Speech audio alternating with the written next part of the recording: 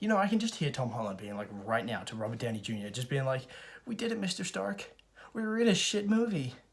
Yeah, you were.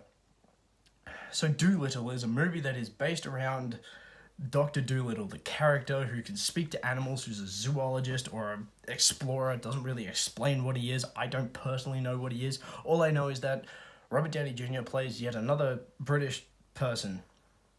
Although if you want to see Robert Downey Jr. actually play a British person, if you want to see Robert Downey Jr. actually play a British person better than this movie, watch Sherlock Holmes or Sherlock Holmes 2, because both of those are better than this movie. So basically, this movie, Robert Downey Jr.'s character is a recluse in his home. He doesn't like people because his wife has died, and now he's a recluse.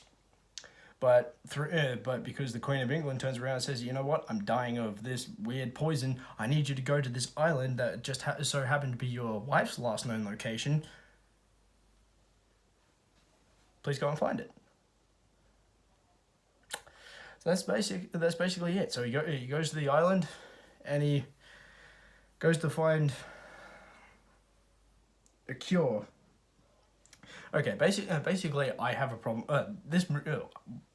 What I have a problem with in this movie is basically everything in it, but basically the story. The story could have been could have been altered just slightly, and it would have been somewhat more enjoyable. Like you would have enjoyed it a little bit more. Robert Downey Jr.'s character, whose wife is dead, could have been like, "You know what? I'm determined to find her. She is alive. I'm going to find her," and he goes out and find her.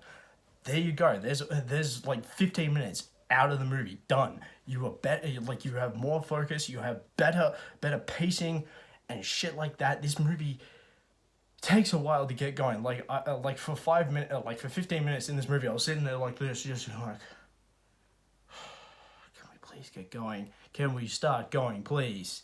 Because this movie is weird in a lot of ways. Basically, Robert Downey Jr. could have just been on his merry way in the first place. You didn't need the Queen of England, and you certainly didn't need this kid that just randomly turns up and he's like, "You know what? I want to be traveling with Dr. Dolittle for no reasons whatsoever. I just like, because he's Robert Downey Jr. I'm going with you, Robert Downey Jr. because I have to, because you know that whole Spider-Man Tony Stark arc in the Avengers and the MCU that worked there, so we're going to do that here, except horribly, because it just doesn't work here, because this kid does nothing to the movie, and a lot of the animals do nothing to the movie. Like some of the animals are funny, some of the animals are interesting in the fact that like one of the animals is trying to get over their fear, and they're just like, "Well, it's okay to be afraid. It's okay to be scared. It's okay to overcome your fear and become better." And that was somewhat interesting, except it's just in a movie that just doesn't work. It just doesn't flow as well, and it is boring. I actually thought, when I first walked out of the theater, I was like, you know what? This movie probably could have been better, or actually probably is good for kids.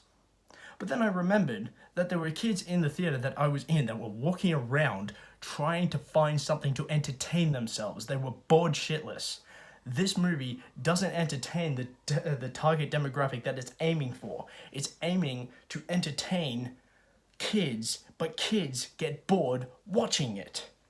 I honestly could if I hadn't have seen these kids walk around, I would have been like, it's fine for kids. Like kids could have gone to it and they would have been fine watching it. But then I saw these kids that were just walking around and they were bored shitless. So I was like, so obviously it's not entertaining them. It's not entertaining me. It's not really funny. A lot of the jokes don't land. So really, it doesn't appeal to anyone. It's actually that bad. It's actually not as interesting as it thinks it is. Robert Downey Jr. plays the most overacting actor ever that I've seen him do ever, which is ironic because I have seen Sherlock Holmes and he does kind of overact in those. Well, actually not really, but he's overacting in this, and he's overacting quite a lot in this.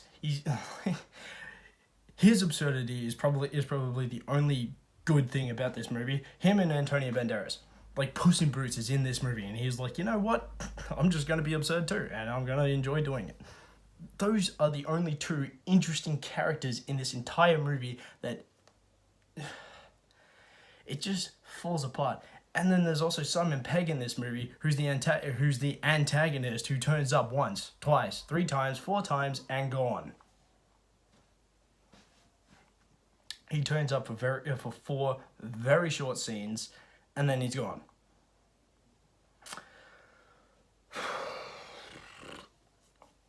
Oy. Also, this movie seems to think that it's also it is as interesting as a Pirates of the Caribbean movie. Like, it has Pirates of the Caribbean elements. It even has a shot that is right from Pirates of the Caribbean 5.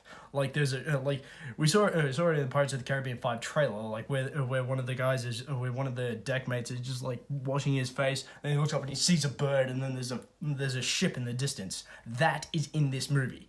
That shot is in this movie. Why it's in this movie, I don't know, but it is, and it seems to think that it is Pirates of the Caribbean 5. Also, there's a part in the ending where I was like, this is straight up Pirates of the Caribbean on Strange Tides, like Pirates of the Caribbean 4. I don't know why. It is, though. Well, it reminded me of it for a second. It kind of took me out of it. I was like, you're just going from what other things have done. Granted, inspiration is bound to happen in movies. It has happened before, but it doesn't work with this movie. So really, I'm just going to say that this movie really isn't worth watching with any of your attention. It doesn't work for kids. It doesn't work for adults. It doesn't work for teenagers. It just doesn't work. It's boring when it tries to be funny, and it's stupid when it tries to be emotional, because it tries to be funny in that scene too. That's another thing that happens in this movie, because it's just like oh, emotional moment.